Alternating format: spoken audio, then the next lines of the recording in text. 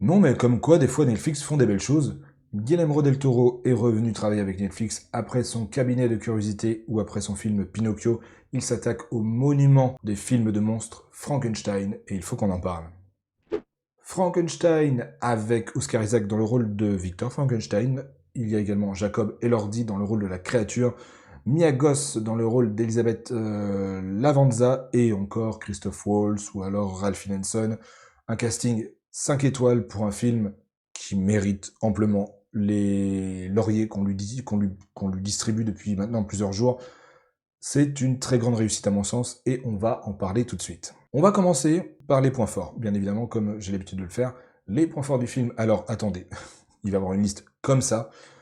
Globalement, on va commencer par là, j'ai beaucoup aimé le film. J'ai énormément aimé le film. Guillermo del Toro, c'est un réalisateur que j'aime beaucoup. J'admire vraiment son travail dans tout ce qu'il a pu faire, dans tout ce qu'il a pu proposer. Alors, en termes de film, alors, il n'y a pas d'artifice, je vais vraiment faire ça en direct. En termes de film, je vais checker, je ne crois pas avoir tout vu, mais j'ai vu énormément de choses pour dire que j'apprécie beaucoup ce qu'il fait.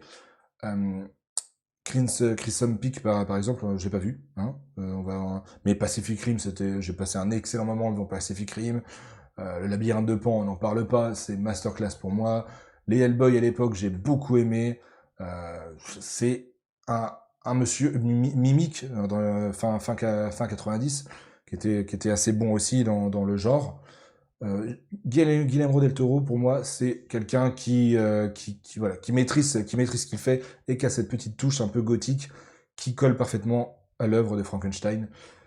Et donc, bah, il a reproposé son art et ça a été quasiment sans faute en fait dans ce film. La photographie, la photographie est excellente. Il y a cette couleur un peu grisâtre dorée par moment. La mise en scène, le scénario, tout est, je vous dis, tout est parfait. Même la musique arrive à porter le film, enfin à bien illustrer les scènes. Le casting, est-ce que je dois vraiment en parler? Ils sont tous impeccables à mon sens, ils jouent vraiment bien leur rôle. Il y a un développement assez intéressant pour le personnage de Victor Frankenstein et pour la créature, qui sont admirablement joués par Oscar Isaac et Jacob Elordi. Christophe Waltz fait également bien son rôle, enfin tout le monde encore une fois, et Mia Goth. Mia Goth, à mon sens, alors Mia Goth, je sais qu'elle joue dans la trilogie Maxine, je sais plus, mais Maxine est sorti, je crois que c'est Maxine, qui est sorti en 2024, l'année dernière, et qui faisait suite à deux autres films dont j'ai oublié le nom, je suis navré, mais c'est une actrice que je suis de loin, vite fait, mais par exemple Maxine, je n'ai pas été le voir au cinéma l'année dernière, donc j'ai pas pu me rendre compte de ce qu'elle pouvait offrir, mais là, ce qu'elle offre, c'est quand même quelque chose de très gros, de très grand, de très beau à mon sens. Pareil, il y a Elisabeth, le personnage d'Elisabeth peut être un poil insupportable au début, je dirais. Un peu, c'est pas insupportable, disons c'est un personnage qui est très pieux, qui est très croyante, et quand elle est propulsée au Victor Frankenstein, qui lui est plus côté science, il y a ce côté un peu religion-science qui s'entrechoque. Évidemment, on sait à travers l'histoire de notre monde que la science et la religion en général, c'est pas trop d'accord.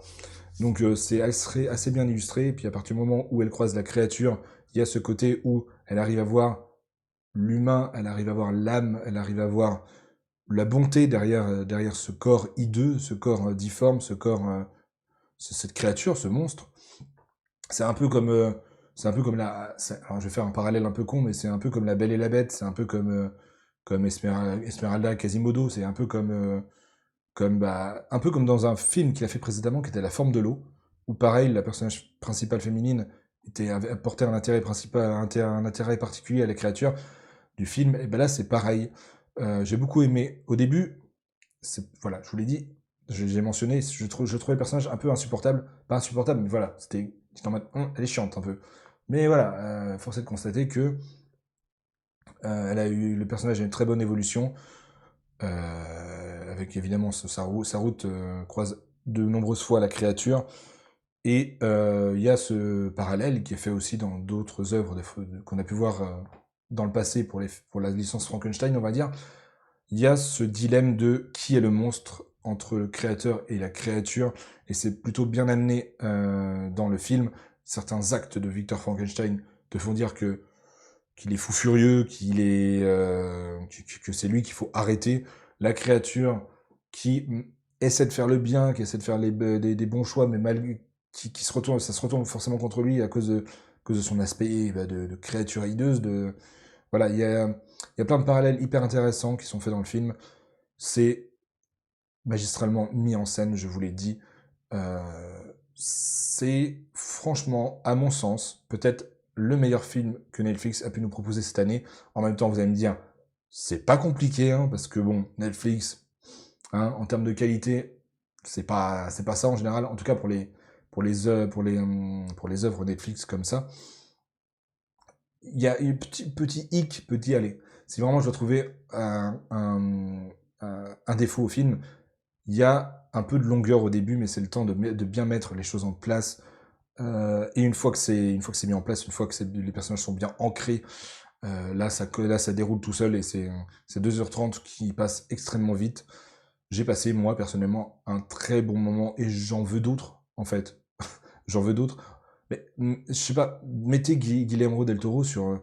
alors, je vais dire sur Dracula, mais on a eu une Nosferatu fin d'année dernière, donc ce serait une redite. Et on a eu un film, Dracula, cet été, qu'il faut absolument éviter. Hein. Je vous déconseille d'aller voir le Dracula qui est sorti cet été, hein, de Luc Besson. Hein. Coucou Luc Besson. Je vais rien dire, mais voilà.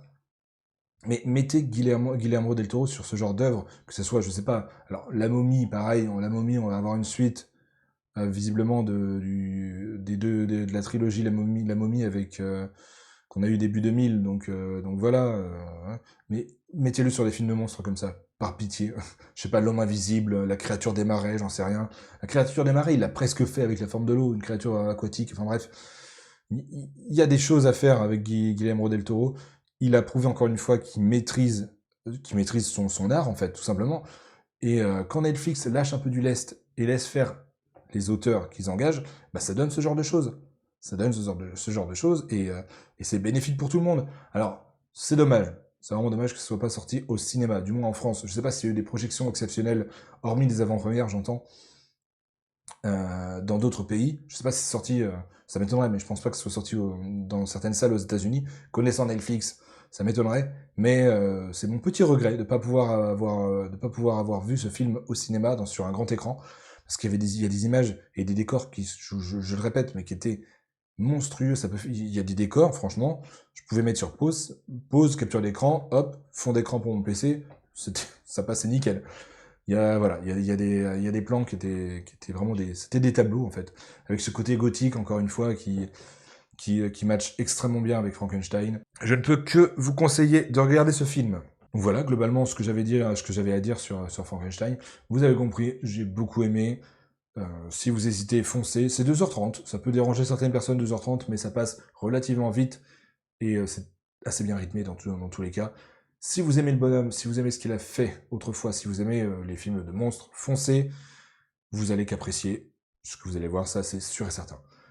C'était une critique assez rapide, mais voilà. Merci, j'espère que vous avez apprécié cette vidéo. On se retrouve rapidement pour une prochaine critique. Salut tout le monde.